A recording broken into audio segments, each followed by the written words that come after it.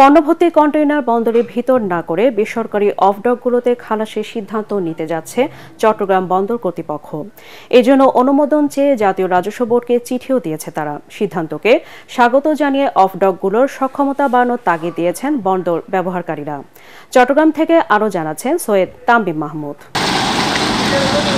চট্টগ্রাম বন্দরে প্রতিদিন 4 থেকে 5,000 কন্টেইনার ডেলিভারি হয়, আর এর জন্য হাজার হাজার ট্রাক প্রবেশ করে বন্দরে। সৃষ্টি হয় যানজটের, থাকে নিরাপত্তা ঝুঁকিও। চট্টগ্রাম বন্দর গেল অর্থ বছরে কন্টেইনার হ্যান্ডলিং করেছে প্রায় 31.5 লাখ একক, যার মধ্যে আমদানি কন্টেইনারই প্রায় 17 লাখ। বিশ্বের উন্নত দেশের কোথাও বন্দর শেড থেকে পণ্য ডেলিভারির বিধান না থাকলেও এতদিন ঝুঁকি নিয়েই আমদানি পণ্য ডেলিভারির কাজটি করে আসছিল বন্দর কর্তৃপক্ষ। এবার বন্দরে কন্টেইনার জট কমাতে উদ্যোগ নিয়েছে তারা। এটা একটা বিশাল হ্যাসেল আমাদের জন্য, কারণ একটা কন্টেইনার ডেলিভারি দিতে 3 থেকে 4টা ট্রাক লাগে। সেই হিসাবে ডেলি আমাদের প্রায় 5 থেকে 7,000 ট্রাক ভিতরে প্রবেশ করে, এবং একই সাথে একটা ট্রাকের পিছনে 2 থেকে 3 জন লোক থাকে। Double million offer, Walton fridge কিনে পেতে পারেন 20 লক্ষ টাকা, রয়েছে কোটি কোটি টাকার নিশ্চিত উপহার। তো সব মিলিয়ে প্রায় 10,000-এর উপরে শুধুমাত্র মানুষ প্রবেশ করে।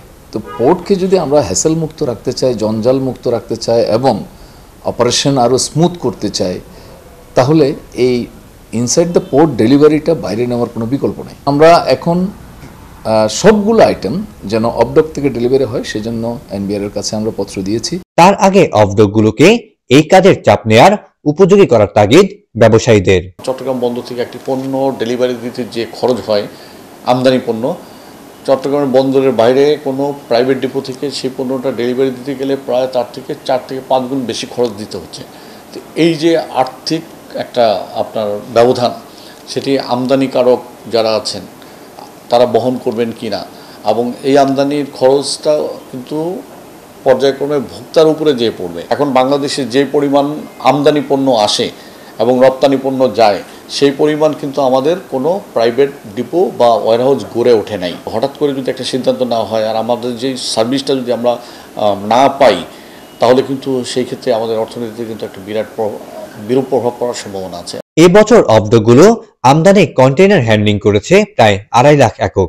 তবে বন্দরের এই সিদ্ধান্ত বাস্তবায়ন হলে চাপ বাড়ার পাশাপাশি বাড়বে খরচ, তার সাথে বাড়বে প্রতিযোগিতাও।